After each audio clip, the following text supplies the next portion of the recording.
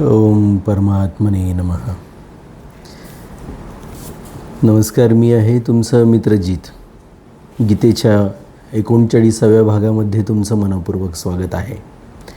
अध्याय पहिला, श्लोक 36. निहत्य धार्तराष्ट्रान्नहं का प्रीतिः स्याज्जनार्दन पापमेवाश्रयेद् अस्मान् हत्वै आततायित ईनः. अर्थ, हे जनार्दन, या धृतराष्ट्र संबंधियांना मारून आम्हाला कोणती प्रसन्नता होणार आहे? या आतताईंना मारण्याने तर आम्हाला पापच लागेल. भाषांतर. हे जनार्दन, धृतराष्ट्रपुत्रांची हत्या करून आम्हास काय आनंद मिळणार आहे? या सर्व आतताई जनांची हत्या करून आम्हास पापभागीच व्हावे लागेल. व्याख्या अशी आहे की धृतराष्ट्रचे पुत्र व त्यांचे सहयोगी दुसरे जेवढे म्हणून सैनिक आहेत त्यांना मारून विजय मिळवल्याने आम्हाला काय प्रसन्नता होईल? जर आम्ही क्रोध अथवा लोभाच्या आवेगात येऊन यांना जरी मारले तरी हा आवेग शांत झाल्यावर आम्हाला रडावेच लागेल. अर्थात क्रोध आणि लोभात फसून आम्ही केवढा अनर्थ करून बसलो असा पश्चातापच करावा लागेल. कुटुंबियांची आठवण झाल्यावर त्यांचा अभाव वारंवार खटकत राहील. अंतःकरणात त्यांच्या मृत्यूविषयी शोक सतावित राहील. अशा स्थितीत आम्हाला कधी प्रसन्नता मिळू शकते काय? तात्पर्य हे आहे की यांना मारल्याने आम्ही या लोकात जोपर्यंत जिवंत राहू तोपर्यंत आमच्या चित्तात कधी प्रसन्नता होणार नाही आणि यांना मारण्याने आम्हाला जे पाप लागेल ते परलोकातसुद्धा आम्हाला भयंकर दुःख देणारे होईल. हे विचार अर्जुनाच्या मनामध्ये येत आहेत. पहा, आतताई 6 प्रकारचे असतात. 1. आग लावणारा, विष देणारा, हातात शस्त्र घेऊन मारण्यास सज्ज झालेला, संपत्ती हरण करणारा, जमीन राज्य बळकावणारा आणि स्त्रीचे हरण करणारा. अग्निदो गर्दश्चैव शस्त्रपाणिर्धनापह क्षेत्र दारापहर्ता च षडेते ह्य ततायिनः. वशिष्ठ स्मृतीमध्ये हे म्हटलेलं आहे की अग्नी लावणारा, विष देणारा, हातात शस्त्र घेऊन मारण्यासाठी आतुर झालेला, द्रव्यहरण करणारा, जमीन किंवा राज्य बळकावणारा आणि स्त्रीचे हरण करणारा, हे 6ही आतताई आहेत.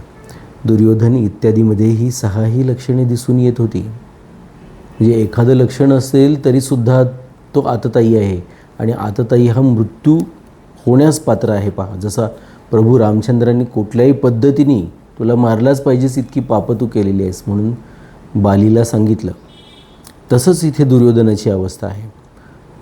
त्यांनी पांडवांना लाक्षागृहाला आग लावून जाळून मारण्याचा प्रयत्न केला. भीमाला विष घालून नदीत फेकून दिले होते. हातात शस्त्र घेऊन ते पांडवांना मारण्यासाठी तर तयार होतेच, कपटाने द्यूत खेळून त्यांनी पांडवांचे राज्य आणि धनाचे हरण केले होते.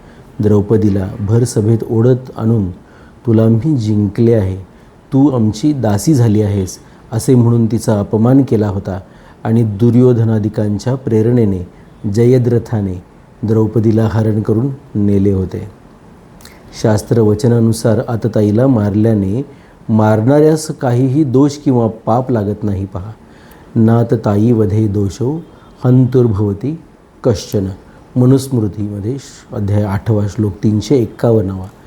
परंतु आतताईला मारणे उचित असूनसुद्धा मारण्याची क्रिया चांगली नाही. शास्त्रसुद्धा असे सांगते की मनुष्याने केव्हाही कोणाचीही हिंसा करू नये. न हिंसात सर्वा भूतानी, हिंसा न करणे परमधर्म आहे. अहिंसा परमो धर्म. पहा, ही अर्जुनाची भाषा आहे. अर्जुन वेगळ्या वेगळ्या पद्धतीने भगवंताला पटवून देतात की त्यांचं युद्ध न करणं कसं योग्य आहे. आतताईंना ठार करा हे अर्थशास्त्र आहे आणि कोणाची हिंसा करू नये हे धर्मशास्त्र आहे. ज्यामध्ये आपला काहीतरी स्वार्थ असतो त्याला अर्थशास्त्र म्हणतात आणि ज्यामध्ये आपला कोणताही स्वार्थ नसतो त्याला धर्मशास्त्र असं म्हणतात. अर्थशास्त्रापेक्षा धर्मशास्त्र बलवान असते. म्हणून शास्त्रामध्ये ज्या ठिकाणी अर्थशास्त्र आणि धर्मशास्त्र यांच्यामध्ये विरोध आला तर अर्थशास्त्राचा त्याग करून धर्मशास्त्रच ग्राह्य मानले पाहिजे असे कुठे म्हटलेली आहे? याज्ञवल्क स्मृतीमध्ये. स्मृत्योर विरोधे न्यायस्तु बलवान व्यवहारतः अर्थशास्त्रात्तु बलवर्धमशास्त्रमिती स्थिती. अर्थशास्त्राच्या वरती बलवान धर्मशास्त्र आहे म्हणून ही स्थिती योग्य आहे म्हणून सांगतात. म्हणून क्रोध लोभाला वश होऊन कुटुंबियांच्या हिंसेचे कार्य आम्ही कशाला करावे? आततायी असल्यामुळे हे दुर्योधनादी मारण्याच्या लायक आहेतच, परंतु आपले कुटुंबीय असल्याने यांना मारल्याने आम्हाला पापच लागेल. कारण शास्त्रात असे वर्णन आहे की जो आपल्या कुलाचा नाश करतो तो अत्यंत पापी असतो. स एव पापिष्ठतमो यहा कुर्यात कुलनाशनम. म्हणून जो आततायी आपला विशेष कुटुंबीय आहे त्याला कसे मारावे, त्याच्यापासून आपला संबंध तोडून टाकणे, त्यांच्यापासून आपण वेगळे होणे हे योग्य आहे, पण त्यांना मारणे योग्य नाही. जसे आपला मुलगाच जर आततायी झाला तर त्याच्यापासून आपला संबंध आपण सोडू शकतो, पण त्याला ठार मारणे थोडेच केले जाऊ शकते. हे सगळी अर्जुनाची भावना आहे, पण भगवंताच्या मनामध्ये काय आहे हे अर्जुनाला माहीत नाही. ना अर्जुन जाणतात ना तुम्ही आणि मी. अर्जुनाला हे सगळं ते बोलतात ही धर्माची गोष्ट आहे असं त्यांना वाटतं, पण खरा धर्म काय आहे, सत्य धर्म काय आहे ते मात्र आपल्याला भगवंतच सांगतील, लक्षात घेतलं पाहिजे. या श्लोकाचा पुढील श्लोकाशी संबंध काय आहे तर पूर्व श्लोकात युद्धाचा परिणाम दाखवून आता अर्जुन युद्ध करणे संपूर्णपणे कसे अनुचित आहे ते सांगतात. ओम परमात्मने नमः.